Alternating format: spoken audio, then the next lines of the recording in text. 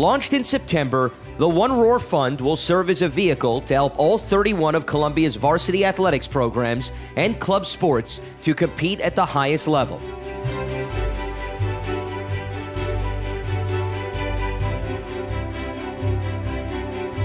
We remain committed to providing our student athletes with the best resources available to help them achieve their goals.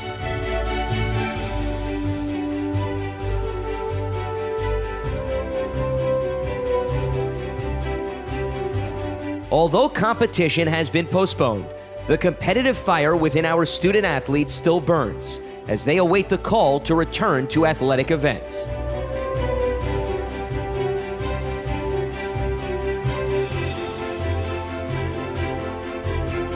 One Roar will provide our 700-plus student athletes with the necessary resources to stay in prime shape, mentally sharp, and above all, healthy and safe, as we await the continuation of Ivy League play.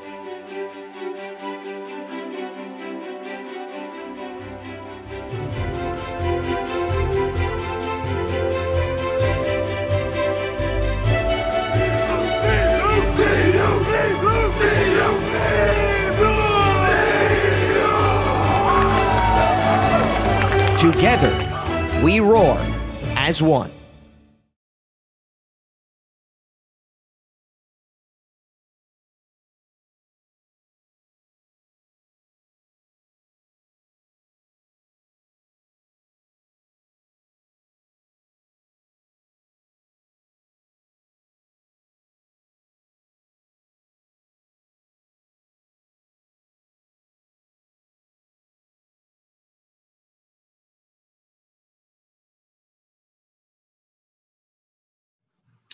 Welcome back to Conversations with the Staff. We are here with our brand new defensive line coach, Andrew Kukesh.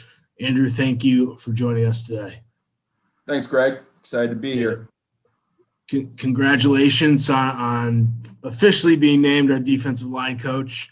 As some of you may not know, Andrew's been on the staff since 2018 as our defensive assistant, and now he's gaining the defensive line coach title, and he'll be coaching our defensive line in the season, which is really exciting. But he spent time at the University of Maine. He was at Yale as the assistant defensive line coach, and he got his coaching career started at Trinity College. He played at Bates College and was a three-time All-League secondary. And I believe you were a captain at Bates. I was. Let's get right into it, Andrew. As the new defensive line coach, what are you going to be looking for in defensive line recruits? Yeah, absolutely. I think there's a few things. And I really just try to break it down into, finding, who the right fit is for our program, who the right fit is for our scheme defensively, and then what are the right measurables that we're looking for up front. Okay, so the first thing is obviously the right fit for the program. And that sounds like a no-brainer, but again, we recruit and evaluate thousands of guys every year, and there's a lot of quality players out there across the country. So, certainly we want to find the best football player, okay, but I think equally important is finding the best person, because you win with people. Okay, so finding guys who are going to buy into the culture we have here at Columbia, right? Finding guys who have a high level of character, who have a high level of work ethic, who have a high level of competitiveness.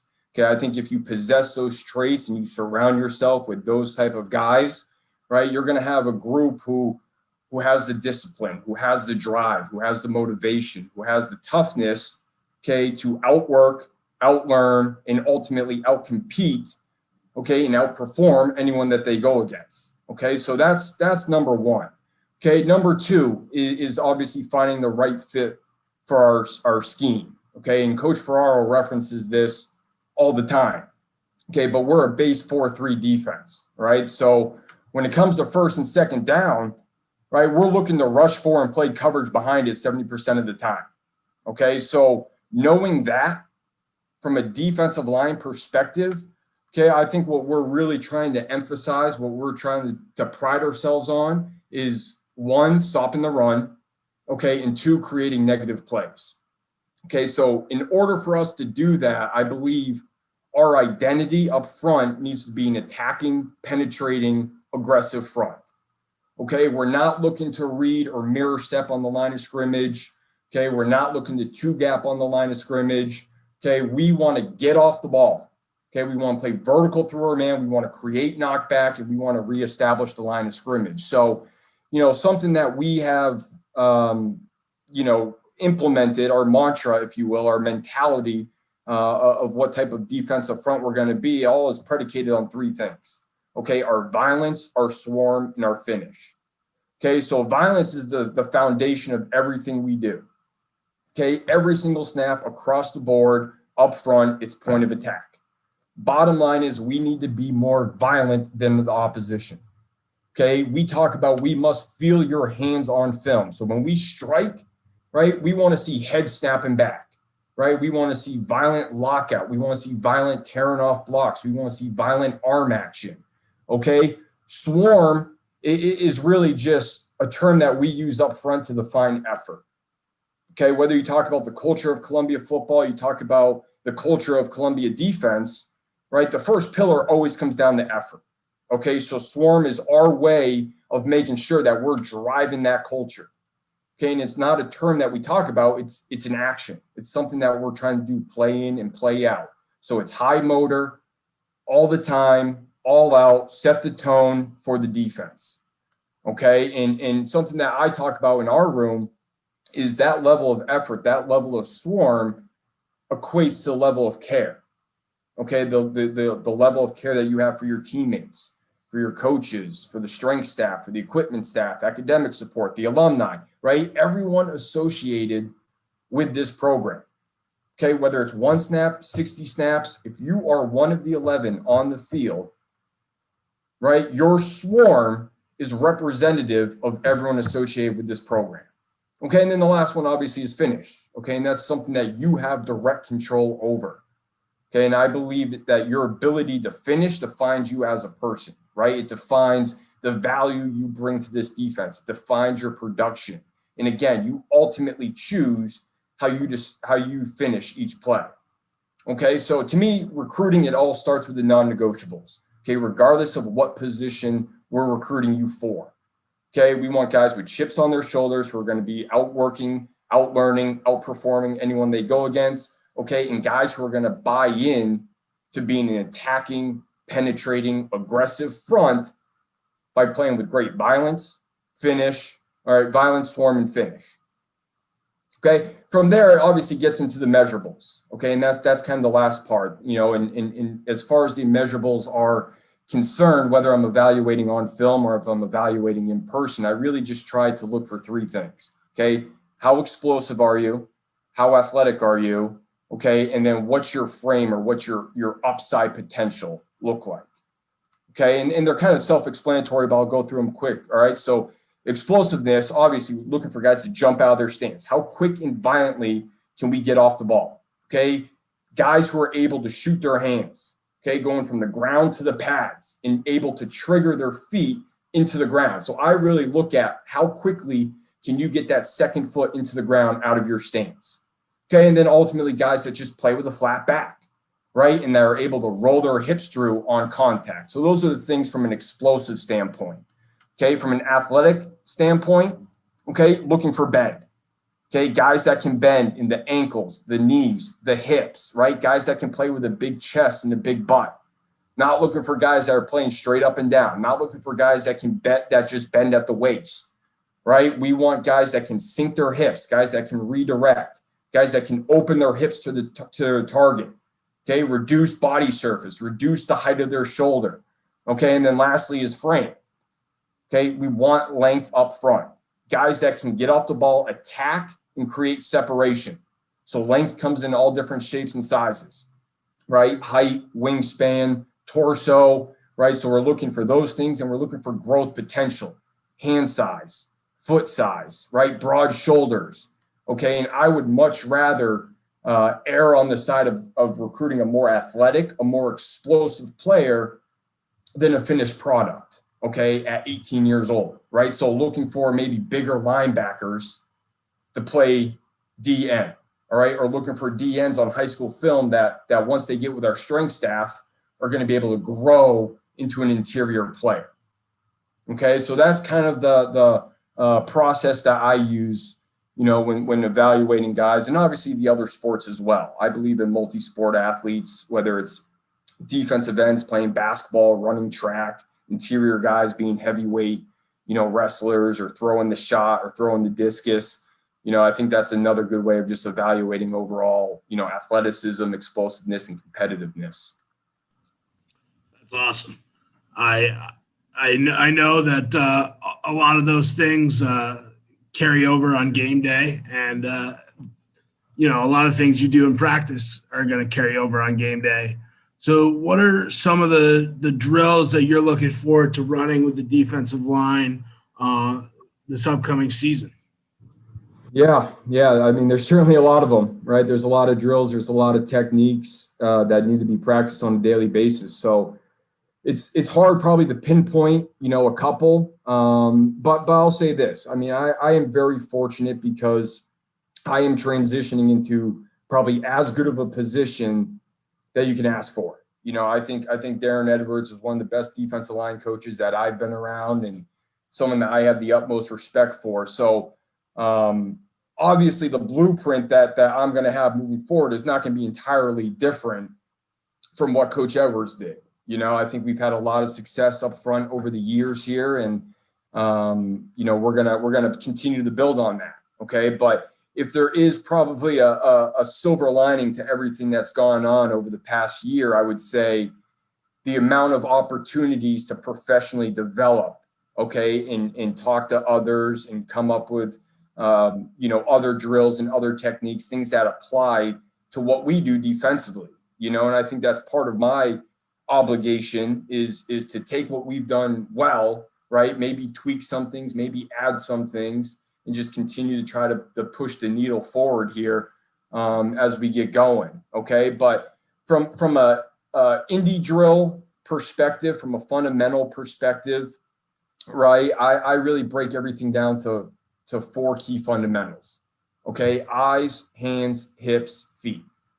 Okay, and I believe these 4 fundamentals, regardless of what position you play or what position you coach, are vital for success, okay, on the defensive side of the ball.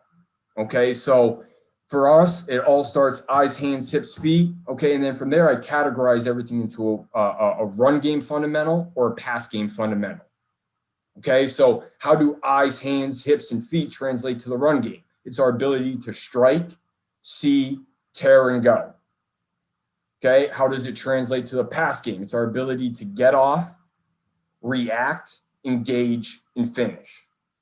Okay, so that's how I break down indie. That's my kind of big picture teaching progression, and that's something that the guys understand, right? So they understand the emphasis, and as we get going here, they understand that everything starts to build on top of each other.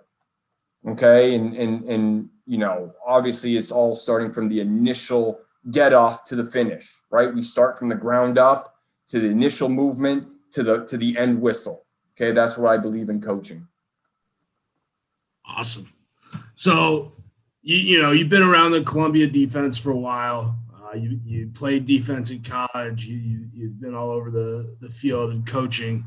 What is something you're looking forward to and love about coaching defensive line? I think you already hit on some of it, but what is it about the defensive side of the ball and specifically the defensive line position that you're passionate about?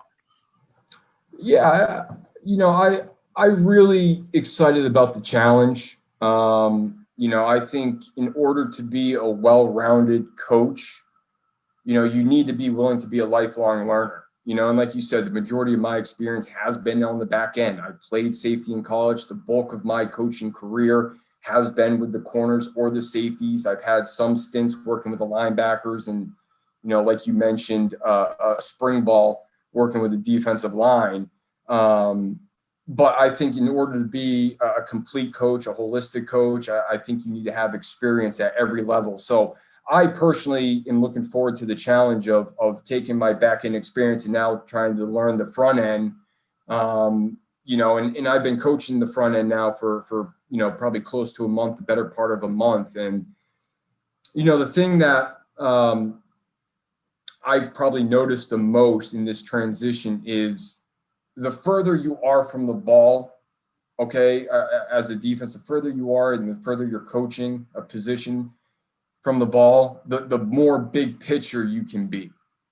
Okay, you have a little bit more time for things to happen. You have a little bit more time for reaction. But the closer you get to the ball, right, the more narrow your focus has to be, right? Things are happening so much quicker. Okay, so there needs to be a incredible level of attention to detail, okay, with everything that you do. And I think that fits extremely well with kind of my overarching coaching philosophy. But really having the nitpick, stance and first step and pad level and hand placement on each play, because the margin of error is so small the closer you get to the ball.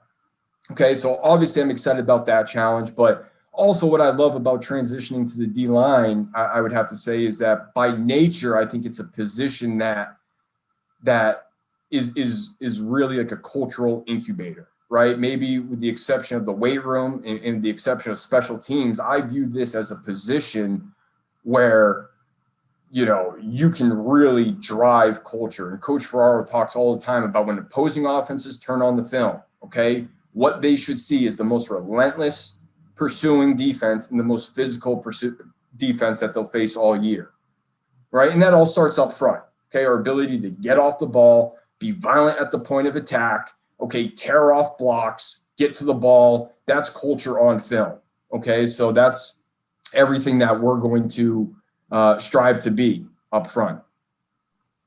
Love it. Can't wait to see it on game day in the fall.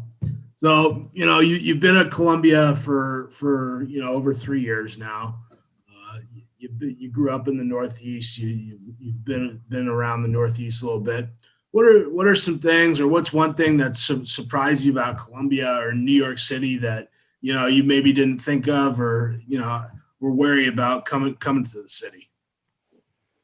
Yeah, I kind of just jumped right into this job without really ever visiting New York City or having spent much time in New York City. Like you said, I was, mainly from the Northeast, born and raised in Exeter, New Hampshire, which is a stark contrast to the city life, and then went to school up in Bates and Lewiston, Maine. And, my job previous to Columbia was up in Orono, Maine, right? So obviously a complete 180 there. But I think what really impressed me was just the overall campus and just the ease of getting around the city. I really didn't know what to expect. Obviously, everyone has kind of their own, perception of what New York City is all about. But, really being around campus and living right off of campus here, I love the area, love the campus, and certainly the alumni network, has been a big part of everything that I've enjoyed here at Columbia. I've been fortunate enough to be at a couple great programs, but I can honestly say there's not a program I've been at where the alumni have been as involved or as passionate as they have been here, and that obviously goes a long way. And I know the rest of the coaching staff and players feel the same way, to have that support and to have that backing. Alumni are great in a great city. So let's have a little fun here. The question that always catches guys off guard a little bit, but there are right and wrong answers. What's your favorite place to eat in New York City? I'm not going to go too far out of the box here. I'm just going to go to Milano Market, and mainly because I'm a regular there. I got some loyalty to Milano. When I moved here 3 years ago, I've lived right off of campus. I've lived right across the street. So I probably can't find a week over the past 3 years where I haven't been there at least once. So those guys are awesome. Food's awesome. I gotta be loyal to them and go with Milano Market. All of our guys who aren't on campus this semester are happy that you're single-handedly keeping them in business. So what, I know we didn't play this last season, but you got a few seasons under your belt. You have any favorite Columbia football memories? Yeah, 2019 season, overtime win versus Harvard at home. For a number of reasons, but I think during my time here, that's probably got to be the best, most complete defensive performance that we've had. And it all starts, during the week and things that a lot of people don't see, right? But it truly was a great week of practice, a great week of preparation. The guys just all week extremely focused, extremely bought into everything that we were doing.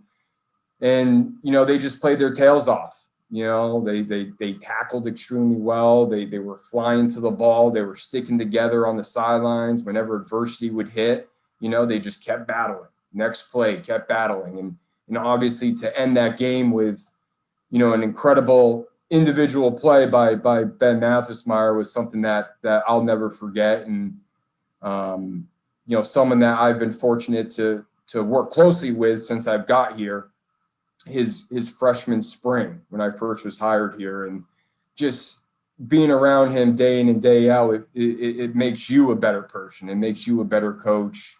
His work ethic, his love for and passion for the game of football and his teammates and for Columbia, just couldn't be happier for an individual. Couldn't have happened to a better, representative of Columbia and Columbia football than Ben Mathesmeyer. So that was obviously a moment that sticks out to me above all the other.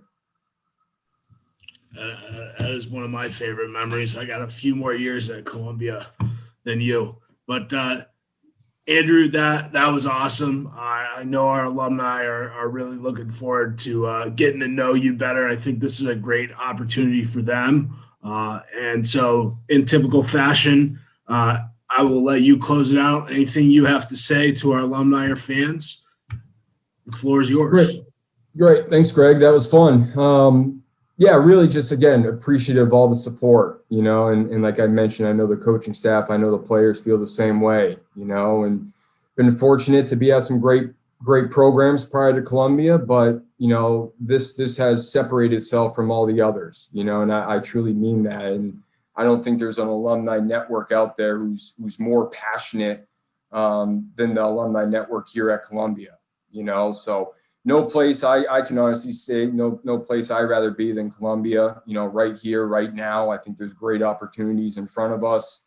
I'm excited for this new opportunity to transition to the defensive line.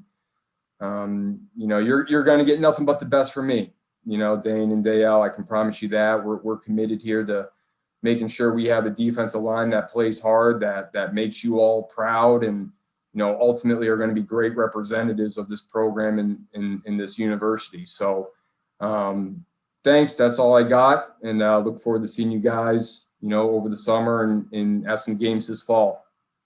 Now that we've heard from Coach Kukesh, we're sitting down here with our junior defensive lineman, Paul Akere. Paul, thanks for joining everybody tonight. For sure. So, Paul, I know you haven't really had a chance to play for Coach Kukesh in the sense that he would be the defensive line coach, but now that we've named him our D-line coach, what are you looking forward to with Coach Cook coming over to the D-line, and what are you looking forward to in the season? For sure. I'm just really excited for the opportunity to get back playing again. It's been way too long, just blanket. But generally under Coach Cook, I'm just excited. It's an exciting move for everybody, especially Coach Cook, just being around the team, being around, knowing the team culture and whatnot, but just knowing exactly how our defense works. And I think Coach Cook was really one of the main dudes just behind the analytics, just knowing the ins and outs of every single team. Before we went in, we were always prepared. Any questions, we were going to Coach Cook. So now that he's transitioned to being our D-line coach, I'm just excited to work with him just more on a specific level to know exactly what steps need to be taken for our D-line to make the transition to being one of the better D-lines in the league. We've notoriously been one of the best D-lines, but I think with Coach Cook being a younger dude, it's just going to make it even more interesting, a lot more fun to just fly around on the field under Coach Cook. I know he knows how our defense rolls, and he knows exactly what the defensive line needs to do to be statistically the best D-line in the league and one of the best D-lines in the FCS. So I'm excited and to work with him day in and day out, just to know that he is going to take us exactly where we need to go. So looking forward to it. And you finally get to see what he's like down on the field. We get to get him out of the press box. So we'll see what he's like. Yeah, we haven't seen him on game day, but now we're able to see him. I appreciate your insight on that, and we'll can't wait to get going in the fall. Appreciate you taking the time with the alumni and fans tonight. For sure. Thanks, Greg. Next week on Conversations with the Staff, we'll sit down with our football administrative team, Mike DeFazio, Connor Fite, and Jay Fitch.